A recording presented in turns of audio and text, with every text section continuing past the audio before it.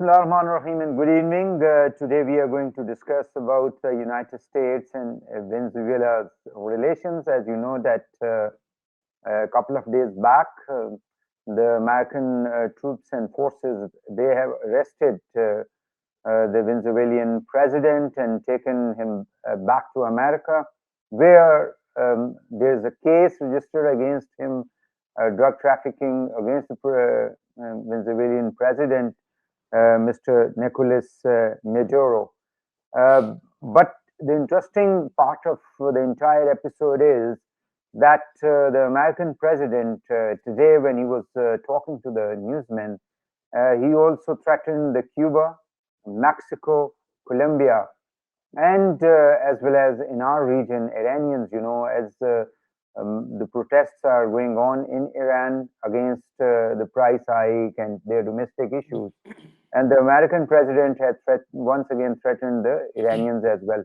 So the entire region, the American region, as well as the Middle East, that is, facing instability. So I have a very prominent guest with me, the former Secretary of Defense, General Khalid Naeem Lohdi. Thank you very much, sir, for Thank joining you very me. much. Uh, Kindly tell me that do you think that the way the American troops have entered and they have arrested a sitting president and taken him back to America, do you think that the international laws and international norms they have no value in front of the force and the power? I think it goes without saying. This is a thing written on the wall we were thinking about it for quite some time. Whatever was happening in Middle East, the way Israel was attacking the Hamas people. As far as the international norms are concerned, international law is concerned, that has been trampled for quite some years back, and it is being trampled again and again. So this event, I would say, is a mega event as far as international politics is concerned, as far as violation of international norms, international law is concerned. It is also I would say, a mega event from the military point of view. With such precision, they have taken out the president of a country. It is unprecedented. In the last 40, 50 years, I cannot see anything which can be parallel to this thing. But we must keep in mind that just I think less than a month ago there was a paper which was the national security strategy from the American side, and they clearly said that although we will try to shrink back as far the world bases are concerned, but they very clearly said that as far as Western Hemisphere is concerned, we will keep trying to assert ourselves and we will increase our influence. And we all know that this South America, it comes in within that hemisphere. But for me, the surprising thing is, on which I got really upset also and surprised also, the reaction of China and Russia. It was quite muted. Of course, they have all condemned all that. Most of the world is condemning it. Even within America, you must have heard that voices are coming up, not really appreciating all this. Which means that I don't know whether there was some understanding already that this Western and Southern and Eastern Hemisphere will be divided like this, or America is taking advantage of Chinese announcement that we do not want wars at least till 2030, except for the red line, and the red line is Taiwan. We all know it. So I think countries like us also, we need to now rethink our entire strategy, entire international politics. You have talked about Iran. Iran is just next door. If something big happens in Iran, naturally we get affected. But we should also thank our stars that our armed forces are strong. We are a nuclear state. But then I also see that the way this Arab Spring has, if I look at the design of Arab Spring, this is the design which we have been seeing, that first they pit people against the state, against the establishment. They create very deep anger and standoff between them, and then there is a sort of civil war, and then the armies weaken, and then somebody steps in. Now this has happened. This pattern which I have just narrated, it has happened in umpteen countries. Nigeria, Libya, Syria, Sudan, Yemen, everywhere, wherever Muslim countries have been taken down, this is the pattern. Now, the same pattern we should not allow to perpetuate in our country. That is the most important point which I would like to convey. Do you think that the accusations or whatever evidence they do have of drug trafficking against a sitting president and bringing him to a country, do you think that this will open up a new chapter as the Trump is, threatening Colombia, Cuba, Mexico? I think it depends on two, three factors. The first factor is the inner resistance from Venezuela itself. Let us see that, of course, these are the initial days, so they say that we will run Venezuela till the new government, and probably they will be announcing elections also. But what actually the reaction comes, what sort of reaction, what nature of reaction comes from Venezuela, that is most important, one. And secondly, the reaction from the world at large, and especially from China and Russia. If the reaction remains muted, and there is no big upheaval, which should happen, as a matter of fact, as far as I am concerned. I mean, this must invoke a very very big upheaval at the international relations level, and at the UN. Although UN is ineffective, but still there should be some very potent voices coming up.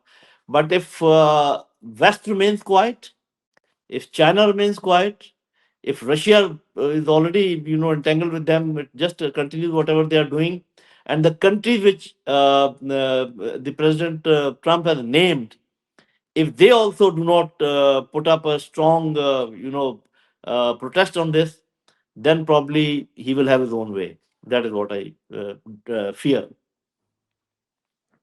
So the entire international, because he was also talking about the Greenland, which is naturally controlled by the Dutch at the moment. It's Denmark which is controlling, and he was also saying, replying to a question of the media, that of course we are interested. So it means that wherever there are natural resources, oil or other precious minerals, the Americans will go after that.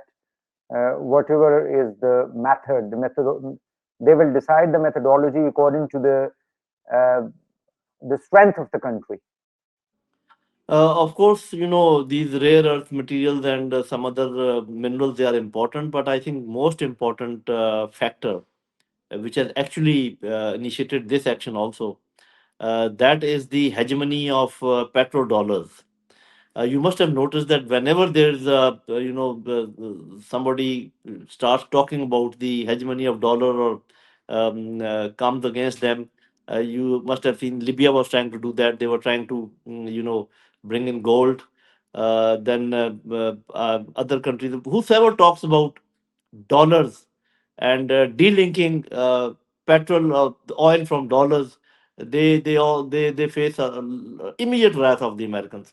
And that is why you must have noticed that BRICS is slow paddling as far as bringing in alternative currencies concerned. They have said so, but they are not doing it so massively. Similarly, China keeps talking about it, but China is very slowly moving as far as that thing is concerned. So, in my opinion, more than minerals, which are of course are important, and oil, energy resources, this threat to petrodollars, that initiates immediate reaction from Americans. We have seen it many times. The other factors are secondary. So this, in my view, is the main factor. So, as you were referring that the strong armed forces are very much vital for the survival of the state. Like we have seen that last year we had a conflict with India, and then we had a threat from the Afghanistan, which still persists in the shape of terrorism. That the Afghan land is being used against Pakistan. So all these events which are unfolding and the countries that you have mentioned, from Syria to Lebanon, Libya, and from Iraq to Palestine. So the countries which do not have a strong armed forces, centralized authority, they will face the same fate. I mean, once whenever there's a law of the jungle, so this fact which you have narrated, I think this comes in the forefront. And although we are economically weak comparatively, and also we have some political problems, we have social problems, but this one redeeming factor is strong armed forces with the nuclear power. So I think that is, inshallah, is going to be our salvation. But I think we must improve other factors also. For example, as far as economy is concerned, we must try to improve that. I'm not an economist; I cannot suggest what should we do. But we must also improve our internal harmony. That is vital, because whatever has happened in Venezuela, that also could only be executed because there were some people from inside which helped the American troops. Otherwise, it was not possible. Alhamdulillah, our people are with our armed forces, and we do not face such a dilemma, at least today. But the fissures which we have seen, and the gaps, and the gulf between various political factions, and in certain cases within between certain institutions also, these must be filled and bridged immediately. We must pay special attention to make sure that internally we are strong, and we are well bound with each other. We are gelled with each other, and we are ready to face any external pressures. Because there are certain things which, although I would say that this was a very good strategy. Now, if I look at the in the hindsight, I was also one of those who would say that why we are, our balance is so much towards America, and why are we not making sure that China is not annoyed with us. So now I think whatever we were doing, maybe it was with the connivance and with the approval of China, and we were trying to woo America. We were trying to keep them in good mood. That was, so far it has worked well. But now that we had promised certain things which may not be able to fulfill, I'm talking about the Middle Eastern things, that can put us under a lot of pressure. So let us see how our leadership deals with that. So do you think that Pakistan should be part of any coalition forces which the Americans or the international community is suggesting to send to the Gaza? I've said this many times, and I can repeat it. You see, our Palestinian brothers should be very happy if Pakistani forces are there, because they would feel comfort that some strong Muslim force is there. But the mandate is very important. If our mandate is to insert ourselves between Israelis and Hamas, to keep them away, to prevent any fighting, then it is okay. But if Israel keeps violating, the agreement, which is quite, in my opinion, it is highly probable that they will do that. Then what will be our But they reaction? are doing. Uh, Sorry to no, no, I'm saying interrupt. once we go there, Oh, okay, okay, once we are there, and then there are okay, violations, then what will we do? So yeah. that must be debated first, because if we have to just be there, and they keep on violating, and we do not react, or we are not allowed to react, then I think it will be counterproductive. Similarly, as far as Abraham Accord is concerned, or any other recognition of any country is concerned, if it does not go well with our people, we should not do that. So there are some positive aspects of sending the forces there. There are many negative aspects, and I think Pakistan has taken a good position that they promise that okay, we will help you, but then they put some certain conditions that we will not take away arms from Hamas. That is not our mandate. So we are trying to, let us say, get out of that tight corner. But if the big power pressurizes, then what will be the outcome? That will have to be seen. So our deputy prime minister and the foreign minister was in Beijing, China, and today we have seen a joint statement issued after that meeting, and it was a very strong statement, especially to the Afghanistan, that it should not allow any terrorist group to operate, which threatens not only Pakistan but the entire region. So, do you think that Pakistani foreign policy and the way Pakistan is, dealing with both the superpowers, China as well as the Americans, they are following a good policy? I think they are trying to balance it all right. Whether it really gets balanced or not, I cannot really say. The mere fact that once anyone has to visit West, the top two people go, and whenever you have to visit East, your second tier goes. That itself says what I wanted to convey. But let us see. And then, threatening Afghanistan or telling Afghanistan to do this and to do that. Well, Afghanistan is a poor country. Afghanistan is a weak country. You can say whatever you wish to say. Actually, who is attacking us via Afghanistan? It is India. So if you want to threat somebody, threaten India. They are also stopping your water. They are also playing with your water. Sometimes they leave a lot of flow. Some there's no flow at all. So only threatening the weak and not threatening to an equal level the ones who are actually perpetrating it is probably not a good policy as far as I'm concerned. But I think that last year Pakistan has responded to the Indians True, in a very strong that is manner. true. That is true. But who's spilling our blood even today? Isn't Raw behind TTP? Yeah. Or maybe some other. So, if you could have, you gave a very good reply as far as conventional forces are concerned. So why don't you give a befitting reply to the non-state actors also, the ones who are actually behind them? We are trying to, the hand which is we are trying to fight with the puppets. We should actually cut that hand which is making those puppets do whatever they are doing. This is my view. I can be wrong. Yemen problem between the two Muslim states, and very important and very vital for the Middle East as well as for Pakistan as well, Saudi Arabia and UAE. So, what's your comment on that? I mean, the first thing which comes to my mind is that we should remain away from such. I think we can only do one thing, that we can, bring them together on the table talks. We are quite good in that. We have been doing earlier also, but normally what we do is that, in as in hockey, you are very good in field play, but once it comes to, making a goal, then you're not there. For example, between Taliban and Americans, we played a very vital role as far as their negotiations are concerned.